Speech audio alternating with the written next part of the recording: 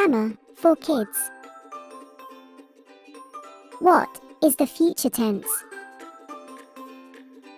The simple future tense tells us about an action that will happen in the future. The future tense is formed by using the helping verb will or shall with the base form of the action verb.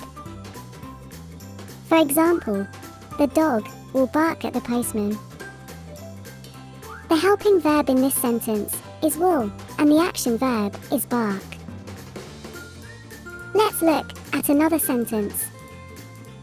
She will mop the floor. The helping verb in this sentence is will, and the action verb is mop.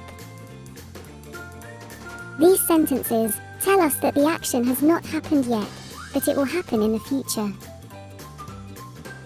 Can you make a future tense sentence by using will and the action you see in this picture? The boy. You could say, the boy will kick the ball.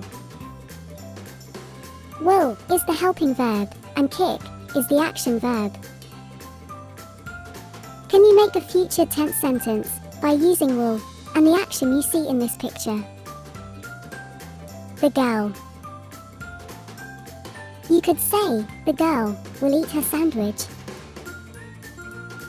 Will is the helping verb, and eat is the action verb.